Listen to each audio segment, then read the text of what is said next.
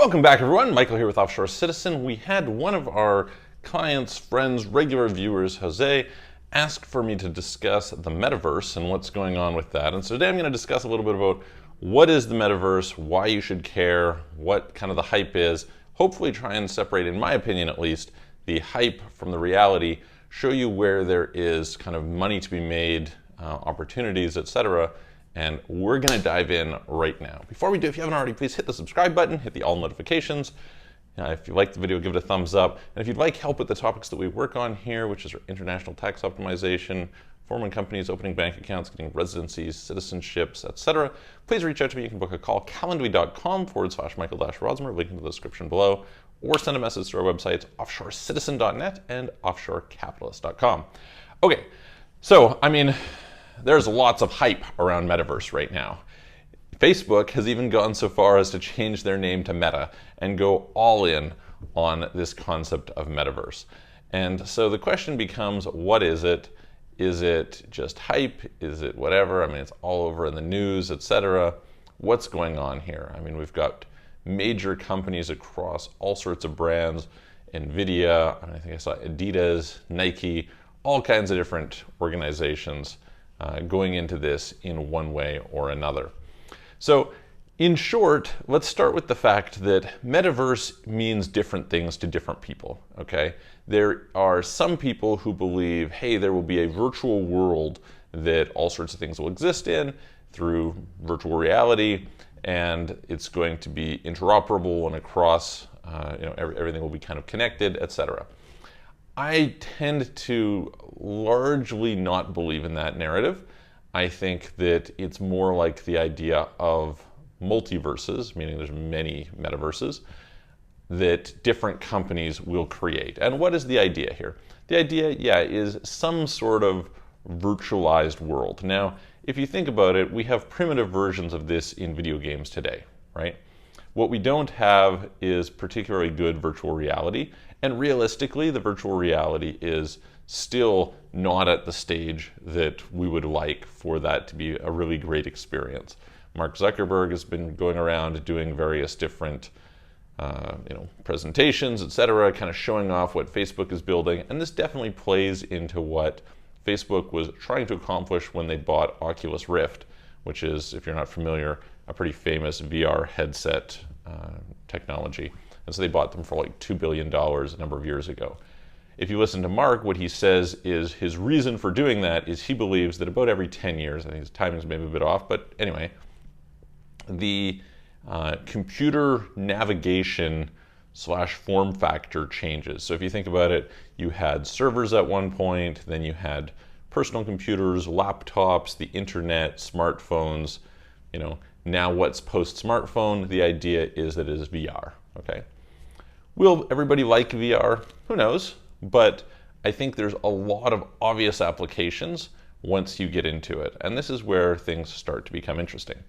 So just before talking about that, let's recognize there's a lot of stuff going on in terms of computer games with play to earn. There's projects like Axie Infinity, etc., that are doing like billions of dollars. And there's some interesting new business models that are propping up in that area.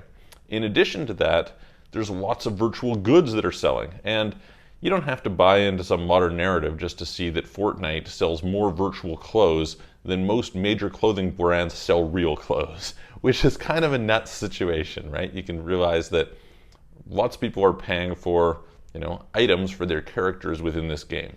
And so if you think, okay, well, we're just going to continue to make that better, you're going to be able to be more immersive in that space. Well, the idea that people would pay for virtual goods such as clothing that they could outfit themselves in whatever they want sounds somewhat reasonable, right? Here's where I think is interesting, or like for me started to become kind of an interesting concept. So I'm in Dubai right now, and if you go and look at the best properties in Dubai, you're talking about probably 10 million to 40 million in range. Okay, so this is going to give you like a 1,000 to 2,000 square meter property. This is like a penthouse with an amazing view, good location, great building, etc. Okay, all right, fair enough. How many people are ever going to be able to afford that? Relatively few. How many people are going to be able to build kind of their dream place in real life? Relatively few. But if you create some sort of virtual real estate, some sort of meta world where people can, design their own spaces, their own environments, then all of a sudden you give an opportunity for a lot more people to enjoy a much higher, I don't really want to call it standard of living, but a little bit standard of living, right? So you can just imagine coming into a virtual reality and looking around and saying, oh, you know what? I wish this wall was further back. Now, normally it's a pain in the ass to put a wall back, right? But in theory, in a virtual world, you could do something and boom, okay, let's expand this room. Let's go and let's, increase the ceiling height. Let's make this glass, right? Let's not worry about the physics of, can that glass actually sustain my weight, right? Or maybe you do want to do it so that people can, bungee jump out and do all sorts of cool things.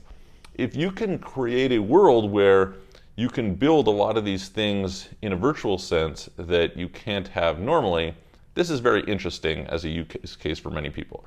And you can think of, comparing Zoom meetings to in-person meetings. In-person meetings are just better, right? Now you can logically think that over time we're going to try and close the gap from a technology standpoint between Zoom meetings and in-person meetings. And so being able to go into some virtual environment and interact more directly. So for example, right now from a working standpoint, we have a team for one of my projects in Ukraine, and we actually insist on having office space, even though I'm generally like a very much remote, location-independent person. When you're doing, say, creative work, being able to sit down and say, move this here, do this, etc., is a much more rapid, effective way to work than trying to communicate with somebody, say, by emails, like, hey, I want you to change this. The back and forth, the communication, live, real time, looking at the same thing, being able to point, being able to move things around, is definitely a better way to work. And so as remote work grows, it's just logical that if we can improve the technology, we're going to go in that direction, right? Now, as soon as you do that, you start to say, okay, well, maybe you have some great designers. So I think here Dubai is a really great analog for what's happened. If you look at what Amar has done, super smart. In Dubai, they built Burj Khalifa, the tallest building in the world, plus they built the Dubai Mall. Then it happens that they own all the land around there and they start putting up all these different towers, right? Now the value of those towers is higher because of Burj Khalifa, because of the Dubai Mall. So imagine if you have somebody who decides to create their own little world, right? And they happen to have really great design sense. They happen to make something that's really beautiful that people want to be in that environment because it looks good, it's cool, it's aesthetic, it's very functional, it's whatever, right? Well, is it that unlikely that somebody would pay for virtual real estate to have a space within that larger world? And is it that unlikely that you could sell, if I think about in Dubai, if you go, to me, probably the ideal view is an address downtown. It's not the ideal building. It's a little bit old and things like this. But the view, you're sitting there over top of the fountains, looking out at Burj Khalifa. It's like the most fantastic location. And so is it an unreasonable idea or unsurprising idea that somebody would pay to have a space that is complemented by the artistic creations of someone else? Not that unreasonable. You could say, all right, well, maybe somebody can just replicate that into their virtual world, and then there's a marketing piece to it. So there are various different elements that come into this. But I do think there's a logical reason for understanding how things like virtual goods, virtual real estate, the ability to have design skills, etc., can be useful, right? Now, this being said, you can go and you can check out projects like Sandbox and Decentraland and things like this. People are selling virtual real estate, and people are busy buying virtual real estate, saying, oh, it's like the new .coms, it's the new land grab, etc. Generally, I'm highly skeptical about most of what's going on today. I just think it's quite early. I think if you look at, when massively multiplayer online RPGs came out, you had Ultima Online was really the first one. It was a big deal at the time when Ultima Online came out. But, when EverQuest came out or Lineage 2 came out, all of a sudden, Ultima Online, not that big a deal. And so there is a certain trendiness to these things. And so, likely the technology and what's built today is probably not going to be what's going to thrive and catch the adoption in the future. And the value, of course, is going to come from people wanting to be in that space, the competition for those virtual environments. What does this tell me? Well, it tells me that the value of design is going to increase over time, right? People who have the ability to put together a beautiful, whether it's like 3ds Max design, right? Nowadays, if you can go, I like to follow architectural channel or accounts on Instagram. And those architectural accounts often have these beautiful renderings of great places. Well, there will be a role for people like that in building into this virtual world. There will be more and more of it, right? Because the value of the design goes up relative to the value of the building itself. If you think about, how many carpenters and plumbers and electricians and so on and so forth do you need in order to build this virtual world? Really none, right? How many designers do you need? A lot more. So the proportional value of designers is going to go up relative to the proportional value of people who are actually building stuff in the real world. That's one thing. Second is, because you have, although the argument is that you have scarcity in these places, really you have abundance, right? It's just digital bits. And therefore, over time, like right now, what you have is you have a scarcity, right? Because there's very few projects building this and relatively large numbers of people who are gaining access to it or are interested in gaining access to it. That's going to change. Over time, you will have, unlike real estate, right, where it's actually scarce, there is no scarcity of virtual real estate. So the scarcity is going to come from marketing, right? Them saying, okay, let's get a lot of hype and let's get a lot of awareness and involvement, et cetera, within some sort of virtual environment. And that's what's going to have this big payoff. So in that respect, I think the proportional value of marketing is going to continue to rise. It's already become a huge thing, and it's pretty simple to understand why. You have a situation where what is the ultimate scarce resource? It's people's attention, okay?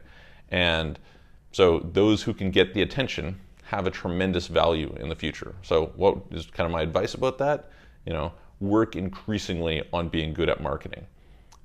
If you can put yourself in a position where you have a lot of expertise in this regard, it's going to pay off in spades. Now, another thing that I think is worth noting is that, there's opportunities to invest in these sort of things. I think personally it's pretty early. I'm not particularly interested in taking what I consider to be a really speculative gamble. That's my personal opinion. I have lots of people, I'm dealing with lots of venture capitalists and things like this, and lots of them are buying these things, right? So, to each their own. But for me, I think it's speculative and early. However, I think that the opportunities to start your own projects have never been better. So various different people are starting games, and it's just obscene the valuations they're getting and the capital that they're attracting. So I think that's a great opportunity. Number two is for people who have specific skill sets that are useful in these spaces, things like marketing skills, as well as relationships that they can bring. There's a really, really good opportunity these days to be an advisor for projects. And so increasingly, if you have technical ability, if you have marketing ability, if you have maybe design ability, if you have relationships, I would suggest that it is smart for you to start positioning yourself network, get to know people in the space, identify where you can be an advisor on various projects, because for relatively little contribution, you can tap into really high possible upside. Maybe you can get 1% of a project value, which might not seem like a lot, but some of these projects are hitting over $1 billion valuations, right? So that's a substantial amount of money suddenly that you can include in this. So that would be my suggestion as kind of a path. And so let me know what you guys think. What do you think about this concept of metaverse? Is it good? Is it bad? What do you see coming? What excites you? What do you see as opportunities? What do you think is total hype? Would love to hear. Put it in the comments below. Hit me up on Twitter. Follow me there at Michael Rosmer. Like the video if you like it. Share it with your friends. And I'm going to look forward to seeing you on the next video.